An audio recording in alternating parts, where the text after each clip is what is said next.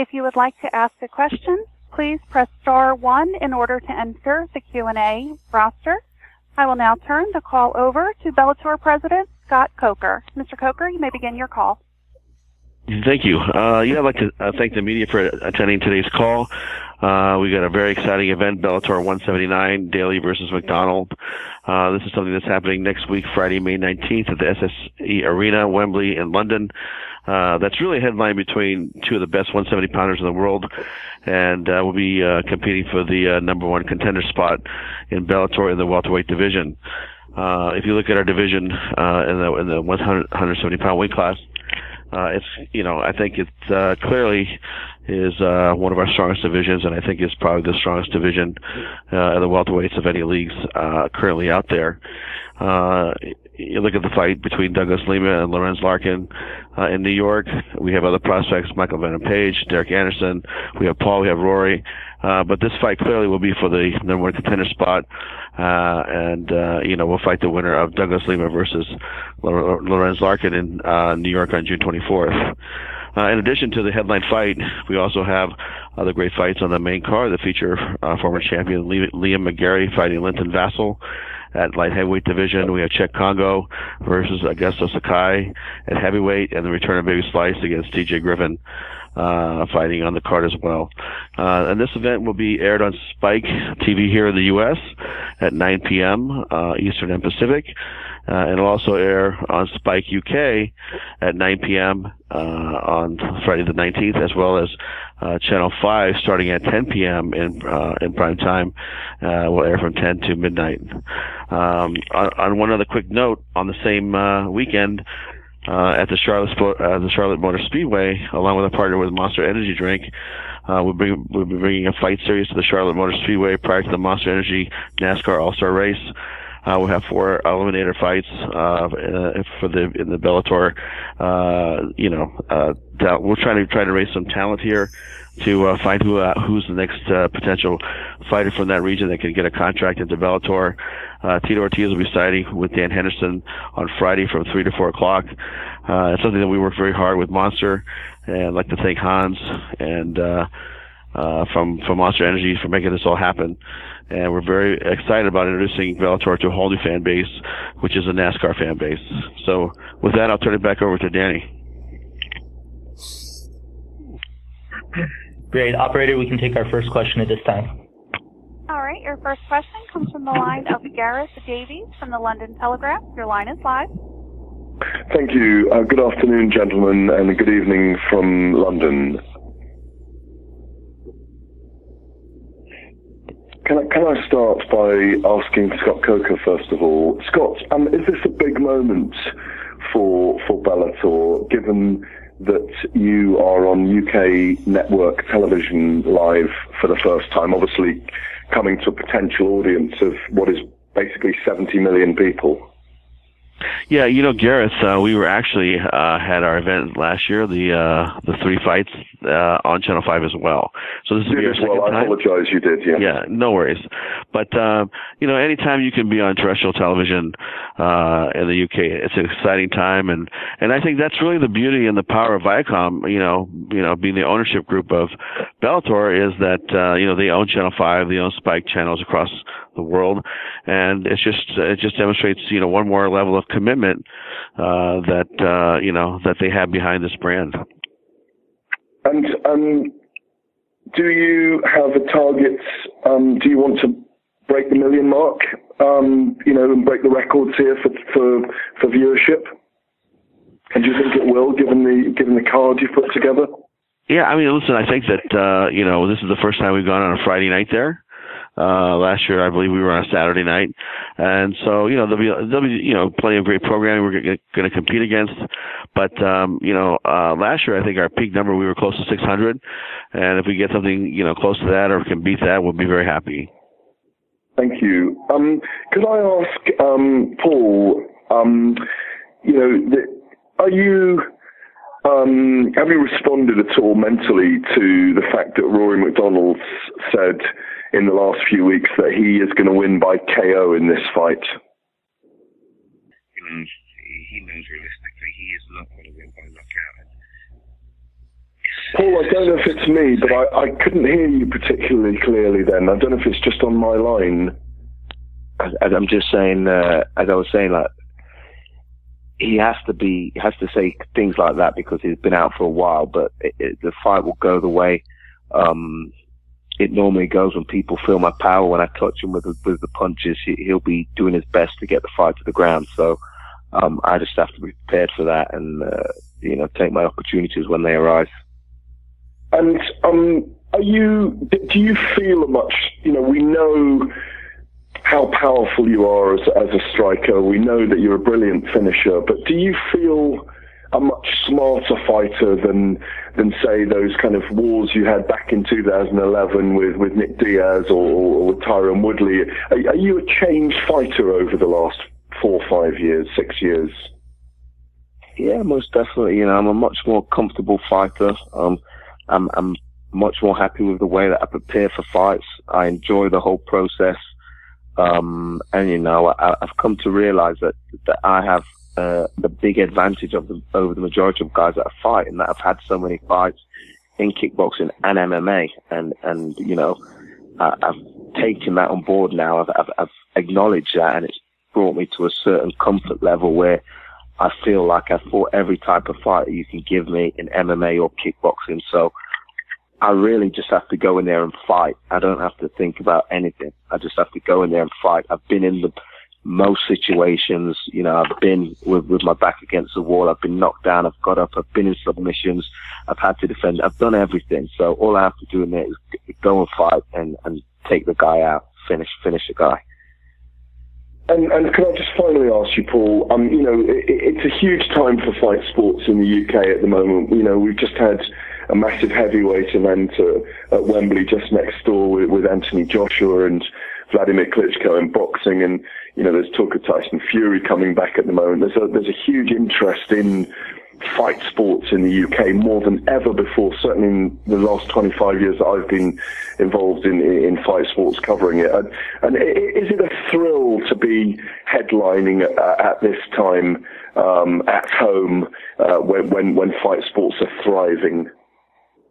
Yeah, definitely. And at such a prestigious venue in Wembley Arena. I've had some of the best moments of my career at Wembley Arena.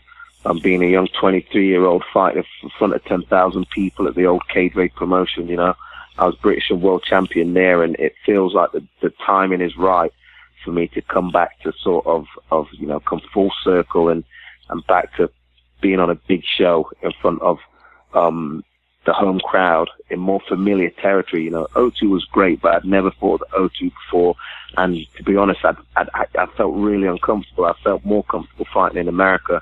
Whereas Wembley, the whole area, I have family across the road. My auntie has a Jamaican restaurant across this road. My cousin lives around the corner. My coach is just up the road. I know the area.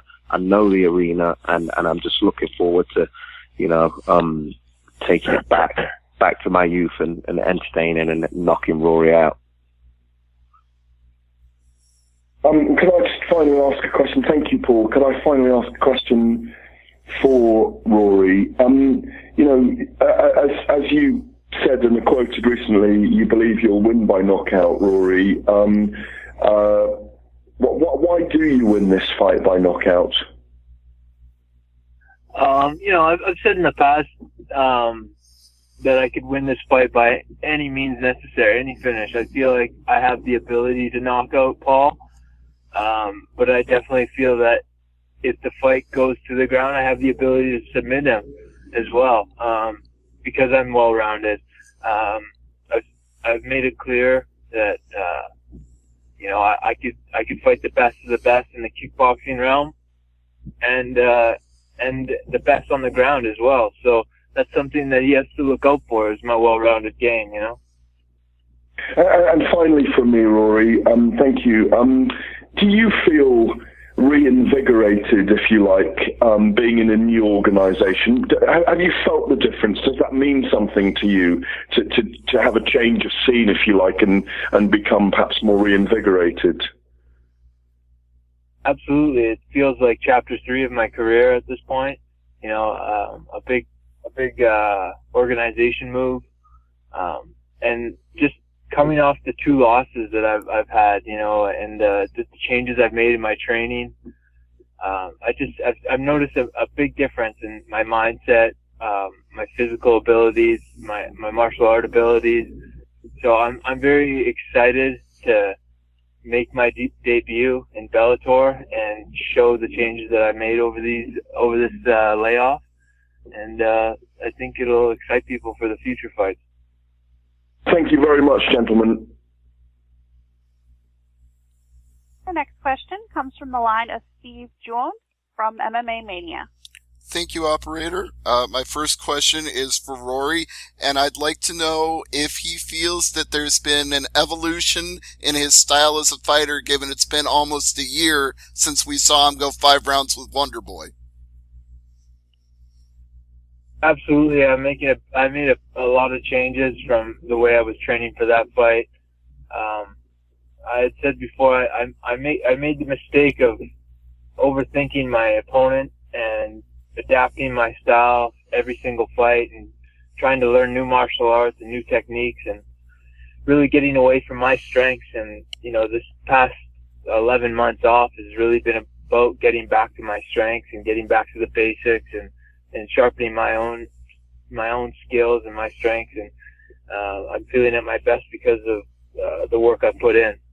Well, speaking of getting back to your strengths, many people believe that you were a UFC champion in the making during your time there. Do you feel that that strength has carried over to Bellator, and are you putting pressure on yourself to be a champion in Bellator? Honestly, I'm not too worried about being champ. I'm just there to take out whoever's in front of me. Obviously, it'd be nice to fight for the title, but I'm not really putting a lot of pressure on that. I just want to go out there and wreck people the way I know I can. All right. And for Paul, we've talked before about how much you enjoy fighting back home in England, and you're getting that opportunity here again in the main event. But how much more does it mean to you not just to be fighting at home, but to earn potentially another shot and get a chance after you didn't get it done the last time in London?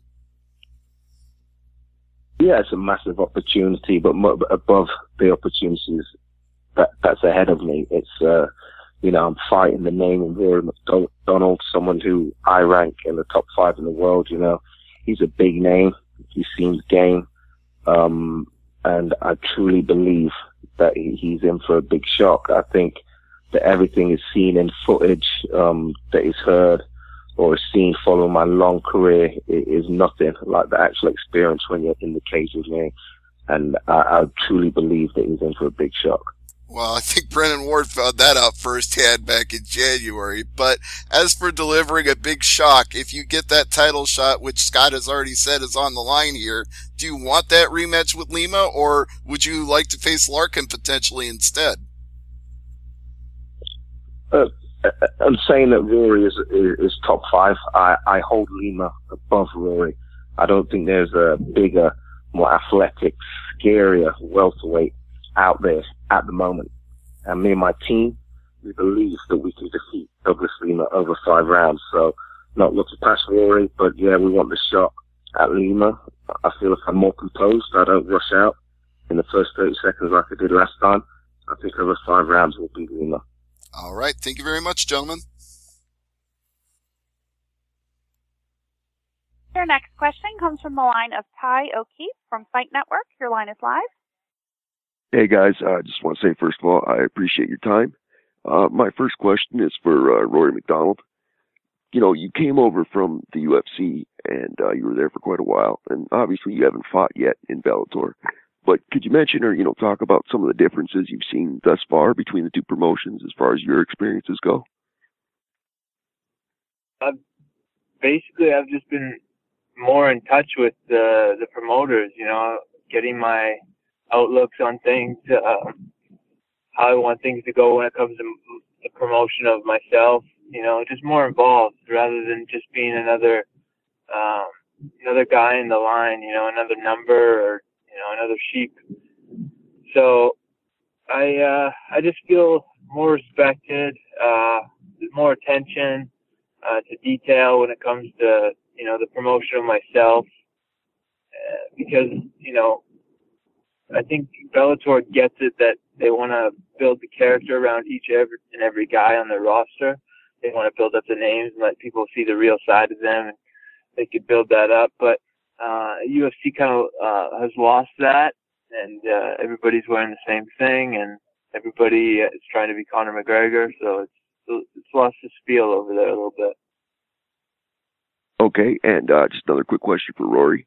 Your last fight with Wonder Boy, you had kind of a long layoff leading up to that fight as well.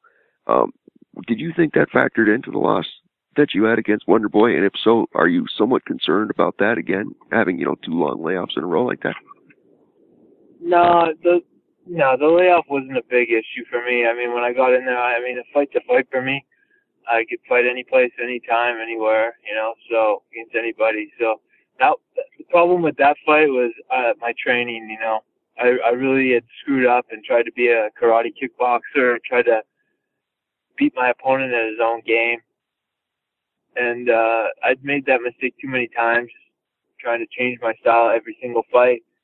And I made the necessary changes this year, and I don't think we're going to see that same issue. All right, thanks a lot. And just a quick question for Paul Daley.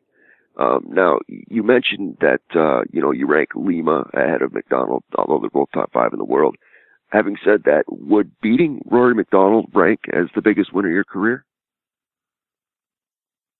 Yeah, most definitely. Rory is a recognized name. He's been in there with other recognized names that are ranked highly. And he's a very tough, well-rounded guy. Beating Rory MacDonald would definitely be the biggest win of my career. All right, well, thanks a lot, both you guys, and good luck. Your next question comes from the line of Steven Morocco from MMA Junkie. Your line is live. Hey, a couple of questions for Rory. You mentioned previously that surgery wasn't an option for your nose, and there was some concern as to how it would hold up in camp. Have you had to make any adjustments to make sure you don't get injured again? Basically, I just gave it a lot of time. I took time off sparring and contact martial arts, and just gave it the month it needed to just fuse back together. I didn't do that after I lost to Robbie Lawler. I was back in the gym sparring hard and re-breaking it and training. So that's why we seen it break again in the Stephen Thompson fight. It wasn't healed, I just didn't really, I wasn't a professional about it because I was hungry. I wanted to get back in there and keep training hard and keep fighting hard. But I took the time I needed to, and it's back 100%. It's been tested in the gym. Absolutely. It's not a worry for me. There's been a report off your Twitter account that you've moved on permanently from TriStar. Is that accurate? No, it shouldn't be from my Twitter account. I don't know. But basically what you might be reading is that I did part of my training camp in Kelowna, BC, where I originated from. And I did a lot of my training with my coach David Lee there. But it's a place that I've always went back and forth with between Montreal. I spent a little more time there this training camp than usual. Why? Why does that work better for you? Just going back to what I was saying before, just getting back to my strengths. And I feel that David is very good at keeping me on track with that and not getting distracted with new things every day and trying to expand. He just keeps me in focus of what I'm trying to achieve for that fight, and it worked out great. You see a picture from Vitor Belfort joining the gym, and it's such a large group of guys. Is it easy to sort of get lost in the shuffle of training there full time at TriStar? I don't really look at it like that. I mean, everybody's in there doing their own thing, working together, getting the work in. So it's great having a lot of new bodies in all the time. With the world famous gym, people are always stopping in, new bodies, and new styles. So that's always fun having a lot of new guys come in. And when you first started fighting, Did you have this thought, like, did you make peace with the idea that, you know, maybe your nose might not look the same after your career ended? Yeah, I don't really care. I'm not in this to be a model or anything. You know, I'm a born and bred warrior, and that's my outlook on my life. You know, I don't really care how I look. I go out there and try to smash. Got it. Thank you very much. Appreciate it. Your next question comes from the line of Susan Singari from Must Love MMA. Your line is live. Hey, greetings, everyone. Thanks for taking the time to speak with me today. This question is for Rory and Paul. Either one of you can start. Rory, what makes Paul such a dangerous fighter? And then the same question for Paul. I think Paul is one of the best MMA strikers out there with some of the best power, and that's something anyone who goes up against him has to be careful of. He's a hard-nosed guy. He wants to knock you out with every punch he throws, and he's also tough. You know, if you hurt him, he'll keep coming. He won't just tap out and give up. So that's something that I've mentally prepared for. This is going to be a hard fight, but I just think that Paul's he's bitten off a little more than he could chew. Okay. And Paul, same question. What makes Rory such a dangerous fighter? Rory's well-rounded, and that's about it. I don't class him as a dangerous fighter. I don't fear him in any way. You know, I've fought all the big, bad, tough, scary guys. Rory is nowhere up there with those guys. You know, what makes Rory dangerous is just the fact that he is well-rounded, but sometimes that can also be a negative. So, and Rory's assessment of me is as I thought it would be, and that is why I know he's in for a shock on May 19th. Okay, good stuff. Rory, one other quick question. You know, the fans are very excitable, I would say, in England. Do you feel that that's going to put any pressure on you because you're fighting in his hometown? Not really. I'm excited to be fighting over there in London. I think it's a cool opportunity for myself, an adventure, and I'm very excited about that. I'll fight anybody anywhere, so no big deal. All right, thank you. And one quick question for Scott. Is Scott still on the line? Yes, I'm here. Hi, Scott. How are you? You know, this week we've heard some fighters mention, such as Chuck Liddell and Matt Hughes, that they would consider coming out of retirement, which sounds pretty exciting to me and maybe some of the rest of the fans. Do you have any interest in signing them? We have not talked to either athlete. So, you know, right now I'm really focused on this event coming up in England. It's going to be an exciting week for us coming up with all the festivities and then the big fights there at Wembley. And then, you know, my focus really is on New York after that. So we're very busy. It's a busy schedule. At some point, I'm sure we'll talk, and you know, we'll just hear each other out and see if you know, there's anything to be done. But really, it hasn't been on our radar yet. Okay. All right, good stuff. Thank you, gentlemen, and good luck on your fights. Your next question comes from the line of Bob Carson, Carson's Corner. Your line is live. Hi, thank you. My first question is for Paul. Paul, Rory is someone who can obviously fight both standing and on the ground. Are you at all wary of him potentially employing a wrestling-based game plan, perhaps with the goal of frustrating you? You know, Rory can do whatever he feels, or he can try to do whatever he feels is necessary to win the fight. I am confident in fighting everywhere. The assessment people make of me when it comes to the wrestling and the ground game is it kind of works in my favor, because I think I don't know if I'm overlooked as far as my strengths on the ground. And my record against guys that are strong on the ground, you know, is what it is. He will try and do what he has to do to survive, and I will do what I need to do to take him out. I'm not worried about anything or what tactics he may try to employ. I'm there to fight. And your last fight featured absolutely terrifying and amazing knockout win over the very tough Brennan Ward. I mean, you've had big wins in Bellator before, but with a large audience watching and such a spectacular finish, it felt like, you truly announced yourself as a top contender in that moment. In a career full of devastating knockouts and memorable moments, would you describe that as your signature performance thus far? It was a fantastic knockout, The crowd was amazing. It being on the Tito's retirement fight, I felt the energy from the crowd before and after the fight. I have a similar knockout with exactly the same move. So it's not something that I didn't expect to happen. But yeah, it was good because Brendan, as well as being a nice guy, he's super tough. He won the middleweight tournament. He's been in there with some tough guys.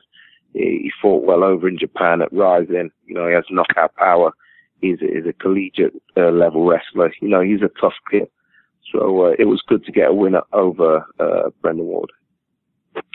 And Rory, even though you had a couple losses towards the end of your UFC run, one of those was named Fight of the Night or Fight of the Year. And immediately beforehand, you had beaten the current champion, Tyron Woodley, fairly decisively. And on top of that, you defeated Damian Maia, who many people consider to be the top contender at 170.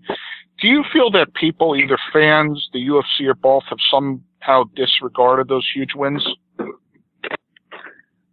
That's just the nature of the sport.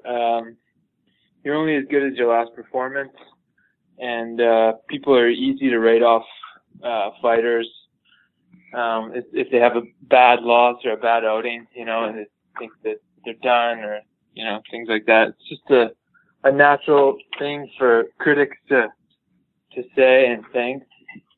So I never really put too much worry into that. Obviously, I feel like I have a lot more to prove in my career, and May 19th will be the start of that. Thank you both. I appreciate it. As a reminder, if you would like to ask a question, please press star, then 1 on your telephone keypad. Your next question comes from the line of Steven Morocco from MMA Junkie. Your line is live. Hey, I wanted to piggyback on a previous question. Wanted to ask both Paul and Rory. What is your opinion about seeing either Chuck Liddell or Matt Hughes or both of them back in the octagon again? We'll start with Paul.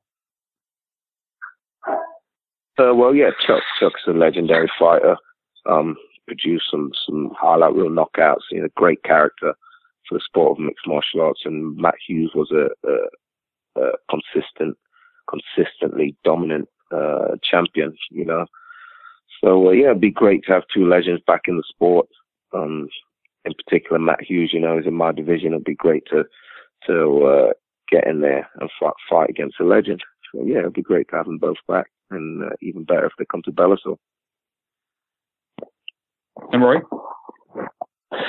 I think Bellator's done a fantastic job, bringing in these legendary fighters and matching them up against each other. I think it's good for those legendary fighters to come in and stay busy and do what they love without having to go up against the young and dangerous guys. So I like it. The fans like it. It really works. So I would always like to see more of the old school guys keep coming back to Bellator for good fights. All right, thank you. Your next question comes from the line of Jay Anderson from Cageside Press. Your line is live. Hey, good afternoon from Ontario, Canada. First question, I guess either Scott or Rory. Obviously doing the big event in London in Paul Daley's backyard. Was there any talk originally of maybe having Rory fight up in Canada? Yeah, this is Scott. We had checked several venues, availabilities, and we are currently speaking to a couple of venues in Canada about doing a big fight there before the end of the year. So, just hang tight. We'll be up there shortly, and we'll come there like we did in London. We'll come there with a big card, big matchups.